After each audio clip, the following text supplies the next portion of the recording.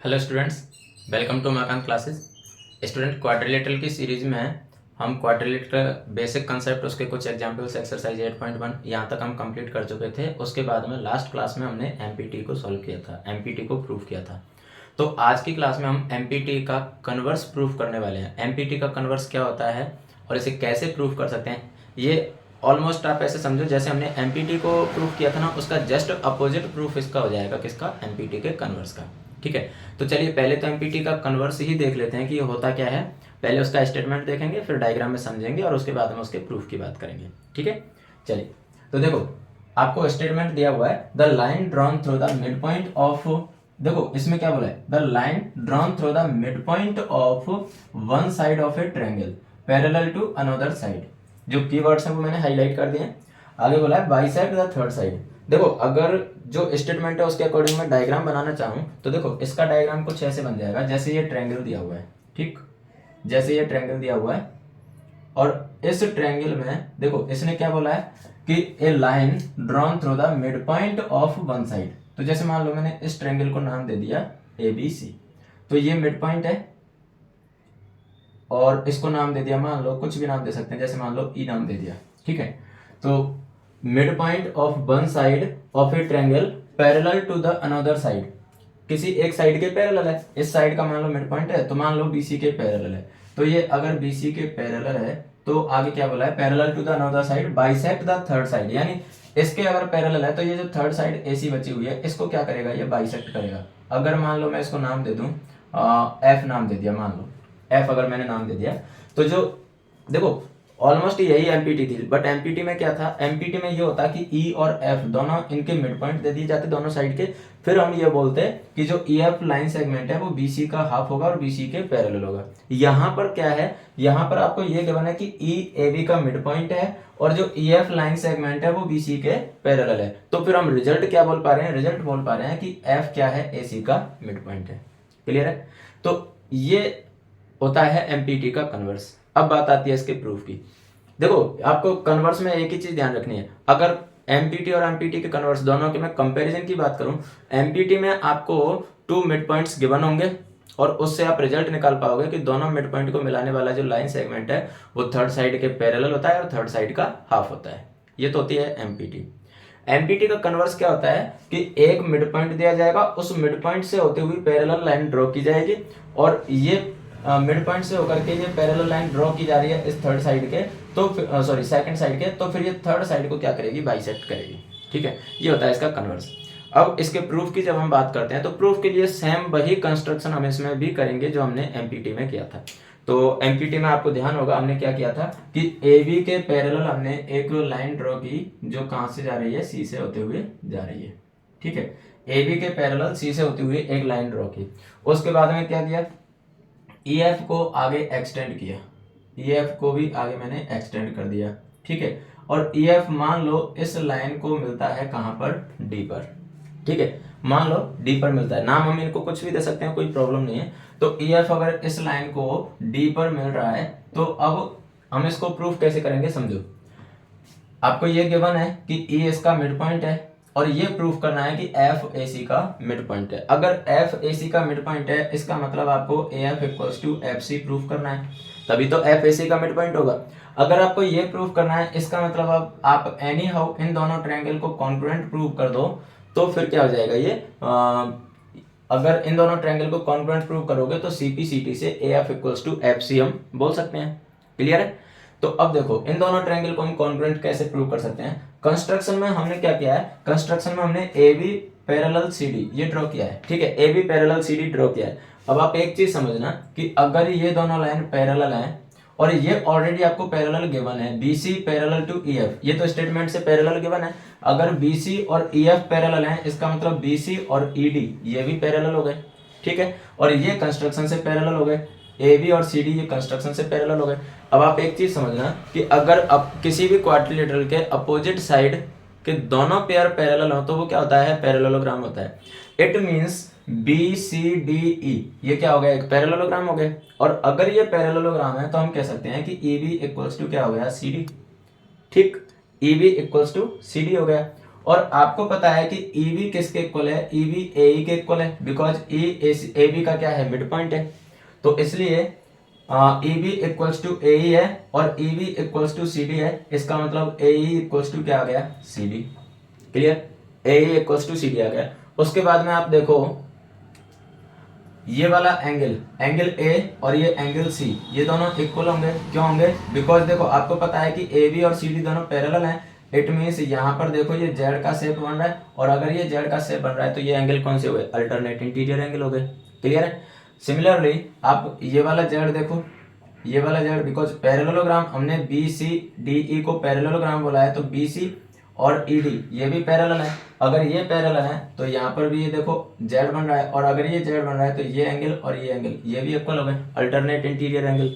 तो देखो ये एंगल इसके इक्वल हो गया, ये साइड इसके इक्वल हो गई, और ये एंगल इसके इक्वल हो गया। इट मीन्स ये दोनों ट्रायंगल कैसे हो गए, कॉन्ग्रुएंट हो गए। जैसे कॉन्ग्रुएंट हुए CPCT से हम इनको इक्वल बोल पाएंगे। ठीक है, ये तो हो गई इसकी आउटलाइन। अब बात आती है लिखने की, तो लिखने को तो कोई प्रॉब्लम नहीं है।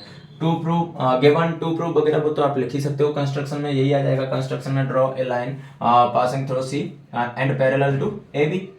ठीक है, एक्सटेंड EF, एक्सटेंड या produce EF that intersect the parallel line at point D। ये इसको D पर इंटरसेक्ट करता है। ठीक, तो ये सारी चीजें तो आ जाएंगी कहाँ पर, कंस्ट्रक्शन में। ठीक, हम बात करते हैं डायरेक्ट किसकी, प्रूफ की।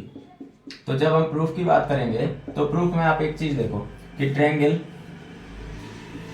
AEF एंड ट्रायंगल आ जाएगा CDF, ये आ जाएगा। देखो हमें AF equals to CF prove करना है, AF इक्वल्स टू CF, तो करस्पॉन्डिंग तो तभी आएंगे। ठीक है, AE equals to CD, AE और CD इक्वल हो गए, तो इसलिए हमने AEF और CDF इन दोनों ट्रायंगल को लिया है। इन दोनों ट्रायंगल में अगर हम देखें तो हमें क्या क्या चीजें इक्वल दे रखी हैं। देखो आप ऐसे समझो कि angle EAF equals to angle FCD, और ये क्या हुआ, alternate interior angle, alternate interior angle. ठीक, उसके बाद में angle AEF equals to angle FDC, और ये भी क्या हुआ, वही same reason, alternate interior angle. अब बात आती है AE और CD के इक्वल होने की। तो देखो इसको हम कैसे इक्वल बोल सकते हैं कि हमने बोला कि BC पैरेलल टू EF। देखो ये तो क्या है, गिवन है, गिवन है। अगर BC और EF पैरेलल हैं तो इससे फिर हम ये बोल सकते हैं कि BC parallel to ED। Clear है, जब EF है अगर BC के पैरेलल तो इसका मतलब ऑब्वियस सी बात है कि ED भी पैरेलल होगा। सिमिलरली हम बोल सकते हैं कि AB पैरेलल CD, ये कहां से आया, Y कंस्ट्रक्शन। अगर ये दोनों पैरेलल हैं तो हम बोल सकते हैं कि EB पैरेलल टू CD। भाई AB क्या है, AB का ही तो पार्ट है, तो इसलिए ये दोनों भी पैरेलल हो गए। तो देयरफॉर BCDE इज पैरेललोग्राम। और जैसे ही BCDE पैरेललोग्राम हुआ तो हम बोल सकते हैं कि implies BE equals to CD। और ये क्यों बोला, because opposite side of parallelogram, opposite side of parallelogram. Clear, तो BE इक्वल्स टू CD, ये दोनों इक्वल हो गए। ठीक है, उसके बाद में चलो मैं इधर लिख देता हूं। उसके बाद में देखो AE इक्वल्स टू EB, और ये क्या हुआ, because E is mid point of AB। E AB का मिड पॉइंट है। अब देखो AE किसके इक्वल है, EB के। EB का हो या BE का हो एक ही बात है। ठीक है, AE इक्वल्स टू EB, और यहाँ से EB इक्वल्स टू CD, तो यहाँ से मैं कह सकता हूँ कि AE इक्वल्स टू क्या हो जाएगा बेटा, CD हो जाएगा। इन दोनों इक्वेशंस को लेके, इसको और इसको, इन दोनों को मिला के हम कह सकते हैं कि AE इक्वल्स टू CD।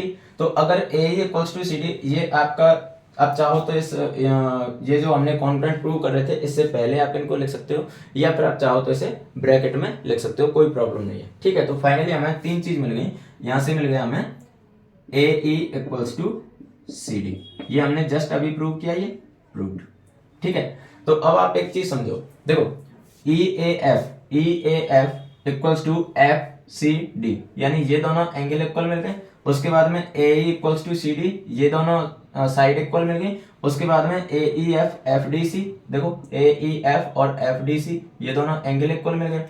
तो अब आप ध्यान से देखना, angle side angle A S A congruency से हम इन दोनों ट्रायंगल को कॉन्ग्रुएंट बोल सकते हैं। ठीक है, तो hence by A S A congruency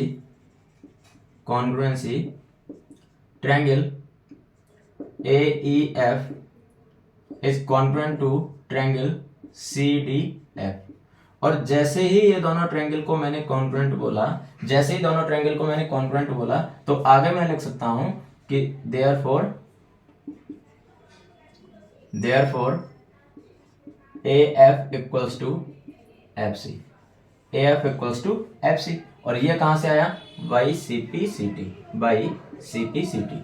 और सी पी सी टी से जैसे ही मैंने A F equals to F C बोला, तो अब हम कह सकते हैं hence F is mid point of A C. और यही हमें प्रूव करना था, प्रूव करना था कि parallel to another side bisect the third side. तो अब थर्ड साइड को बाइसेक्ट करेगा, इसका मतलब क्या हो रहा है, एफ इसका मिड पॉइंट हो गया, और अगर एफ इसका मिड पॉइंट हो गया it means E F bisect the A C. Clear है, हो गया प्रूफ। तो यहाँ पर हालांकि मैंने स्टेप को आगे पीछे किया है, तो वो मैंने केवल समझाने के पर्पज से आगे पीछे किया है। आप चाहो तो ये वाली जो कैलकुलेशन है, ये वाली कैलकुलेशन जो हमने यहाँ पर A E equals to C D को प्रूव करने के लिए ये जो कैलकुलेशन की थी, या तो आप इन दोनों को कॉन्ग्रुएंट प्रूव करने से पहले ही इसको कर लो, और या फिर आप साइड में इसको ब्रैकेट में कर सकते हो, कोई प्रॉब्लम नहीं है।